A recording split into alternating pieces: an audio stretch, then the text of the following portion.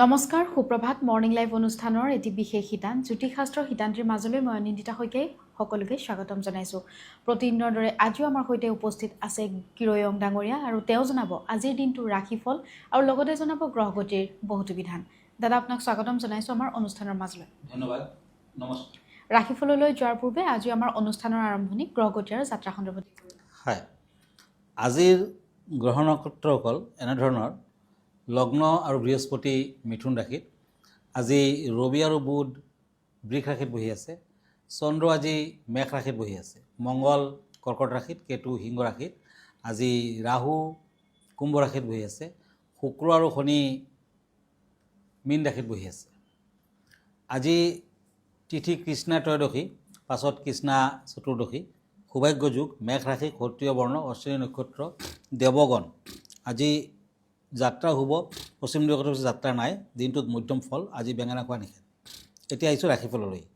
Once and cups, এই দুখন card মতে আজিৰ দিনটোত বিভিন্ন প্ৰতিকূল পৰিস্থিতিৰ মাজতো আপুনি আশা কৰা মতে আগবাঢ়িব পাৰিব। কাম কাজত সমস্যা আছে, ৰক্তজনিত ৰোগত ভুগিব পাৰে। আজি প্ৰেমত শুভ ফল, লাকি কালাৰ হ'ব ৰেড কালাৰ, আনলাকি কালাৰ হ'ব চিলভাৰ কালাৰ। এতিয়া আহিছোঁ বৃষ ৰাশিলৈ। টৰাছ, পেণ্টাকলছ এণ্ড পেজ অফ ওৱান্স, এই দুখন কাৰ্ড মতে আজি হঠাৎ আঘাতপ্ৰাপ্তিৰ যুগ, কাজিয়া পেচাল আদিৰ যুগ আছে, সাৱধান হওক। ব্যৱসায় বাণিজ্যত নতুনকৈ অৰ্থ বিনিয়োগ নকৰিব, কাৰণ আজি ব্যৱসায় বাণিজ্যৰ ক্ষেত্ৰত কিছু অশুভ ফল দেখুৱাই আছে। ৰাহু অশুভ, গতিকে নতুন ব্যৱসায় বাণিজ্যৰ ক্ষেত্ৰত কিছু অশুভ কাৰক। আজি শৰীৰত মধ্যম ফল, প্ৰেমত কষ্ট আছে। আজিৰ দিনটোত হোৱাইট কালাৰ লাকি, ব্লু কালাৰ আনলাকি। এতিয়া মিথুন ৰাশি জেমিনি, পেণ্টাকলছ এণ্ড কাপছ,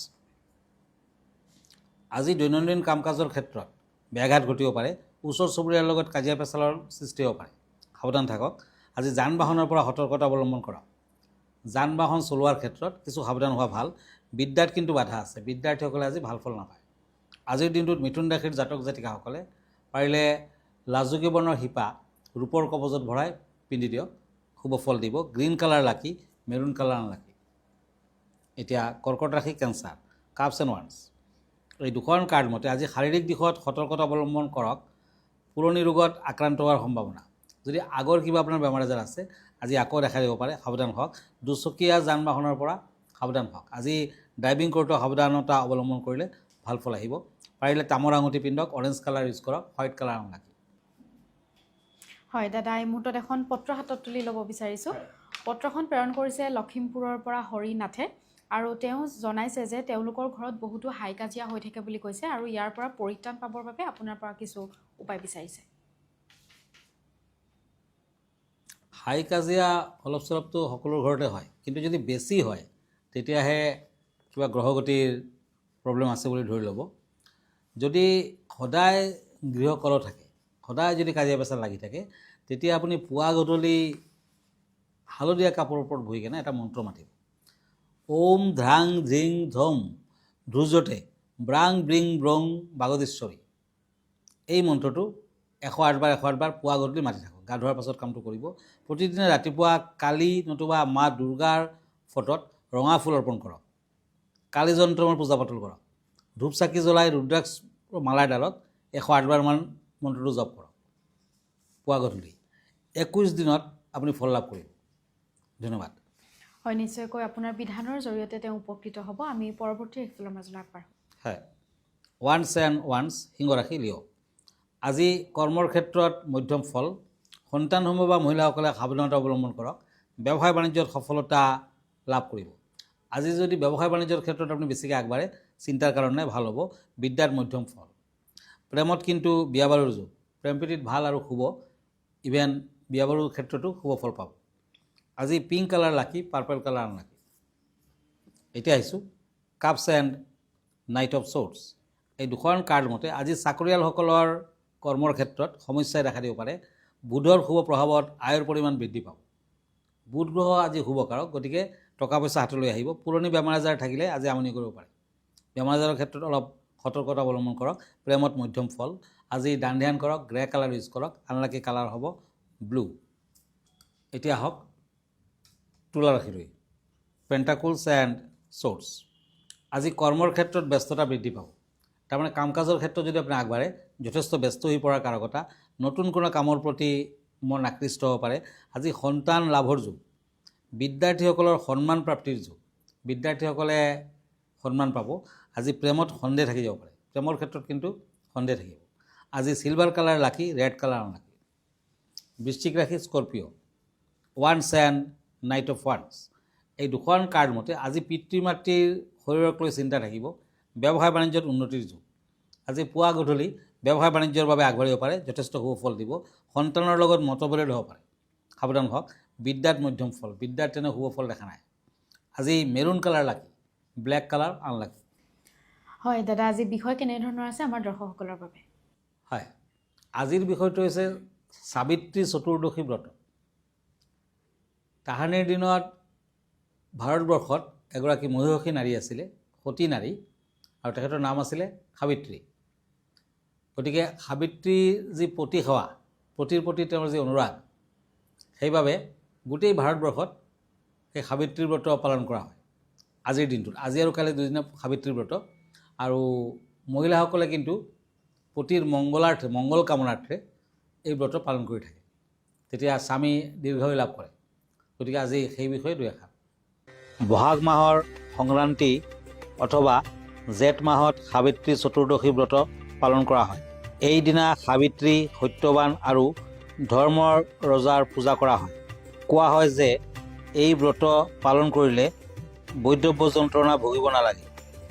সধবা মহিলাসকলে এই ব্ৰত পালন কৰিব লাগে। স্বামী, সন্তান, শহুৰ, শাহু আৰু সংসাৰৰ মংগল কামনাৰ বাবে এই ব্ৰত মহিলাসকলৰ বাবে বিশেষ পালনীয়। এইদিনা মহিলাসকলে নতুন কাপোৰ পিন্ধি বটবৃক্ষৰ পৰিক্ৰমা কৰিব লাগে। ইয়াৰ পিছত বটবৃক্ষৰ চাৰিওফালে হালধীয়া সূতা মেৰাই ব্ৰতৰ কথা শুনিব লাগে। এই ব্ৰত পালন কৰিলে সাবিত্ৰীয়ে যমৰ হাতৰ পৰা মৃত স্বামী সত্যবানৰ প্ৰাণ উভতাই আনিছিল। গতিকে বিবাহিত নাৰীসকলে বিশেষকৈ স্বামীৰ দীৰ্ঘায়ু আৰু মংগল কামনাৰে এই ব্ৰত পালন কৰে। এই ব্ৰতৰ দ্বাৰা স্বামীৰ দীৰ্ঘায়ু, উত্তম স্বাস্থ্য আৰু সুখী জীৱনৰ কামনা কৰা হয়। এই ব্ৰত পালন কৰিলে অখণ্ড সৌভাগ্য প্ৰাপ্তি আৰু বৰদান প্ৰাপ্তি হয়। এই ব্ৰত নিৰ্জলা হোৱাৰ উপৰিও ইয়াৰ পিছৰ দিনা তিয়াই থোৱা বুট মাহ খাব লাগে। এইদিনা 11টা হালধীয়া কৰি লক্ষ্মী মাক অৰ্পণ কৰিলে ধাৰৰ পৰা মুক্তি পোৱা যায়। শাস্ত্ৰমতে বটবৃক্ষক ত্ৰিদেৱৰ বাসস্থল বুলি কোৱা হয়। ব্ৰহ্মা, বিষ্ণু আৰু মহেশ্বৰ আৰু ইয়াৰ ওলমি থকা জৰীবোৰক দেৱী সাবিত্ৰীৰ ৰূপ বুলি মনা হয়। এই ব্ৰত পালনে শুক্ৰ গ্ৰহৰ দোষ কটা যায়। হয়, ভিডিঅ'টিৰ যোগেদি খুব সুন্দৰকৈ তেওঁ ব্যক্ত কৰিলে সাবিত্ৰী ব্ৰতত কি ধৰণে মহিলাসকলে কি কি নীতি নিয়মৰ মাজেৰে এই ব্ৰত পালন কৰিব লাগে। দাদা, আমি পৰৱৰ্তী ইফালৰ মাজলৈ আগবাঢ়ো। কাপছ এণ্ড দ্য হেংমেন, ধনু ৰাশি চেৰিয়াছ। আজি মনৰ কোনো আশা পূৰণ হ'ব পাৰে। বিদ্যাৰ্থীসকলে আজি সুফল পাব। কোনোবা লোকে বিশ্বাসঘাতকতা কৰিব পাৰে, আৰ্থিক দিশত সৰু সুৰা বাধা আহিব পাৰে। বিদ্যাত আজি শুভ ফল। য়েলো কালাৰ লাকি, পিংক কালাৰ আনলাকি। মকৰ ৰাশি কেপ্ৰিকৰ্ণ, পেণ্টাকলছ এণ্ড ষ্টাৰ।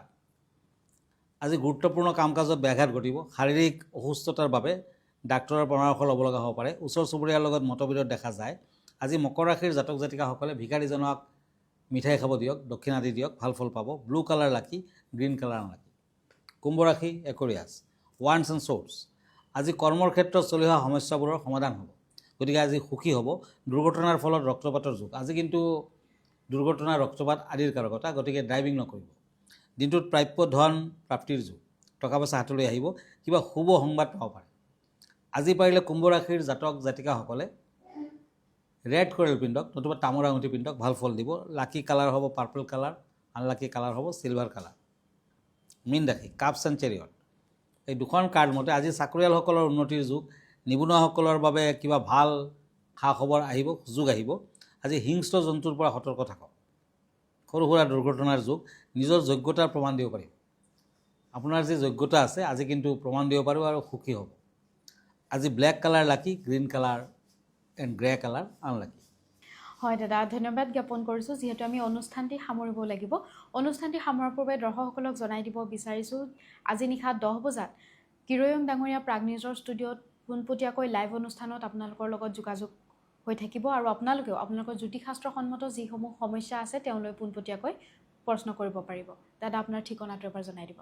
আপুনি যদি ফেচবুক পেজত মোক চাৰ্চ কৰে কিৰোয়াং ৰত্নকুবেৰ বুলি চাৰ্চ কৰিব পাৰে। মই ইনষ্টাগ্ৰামত আছোঁ, মই ইউটিউবতো আছোঁ। আমাৰ ঠিকনা এষ্ট্ৰলজাৰ কিৰোয়াং ৰত্নকুবেৰ জামছ এণ্ড জুৱেলাৰী, মণিপুৰী বস্তি, গুৱাহাটী 7। ফোন নম্বৰটো হ'ল 9085949309। আমাৰ ইমেইল এড্ৰেছটো হ'ল kiroyangastrologer@kiroyang.com। ধন্যবাদ, নমস্কাৰ। আৰু ইয়াৰ লগে লগে মই নিন্দিতা শইকীয়াও জ্যোতিষশাস্ত্ৰ সিদ্ধান্তিৰ পৰা বিদায় লৈছোঁ। ধন্যবাদ, দিনটো আপোনাৰ শুভ হওক।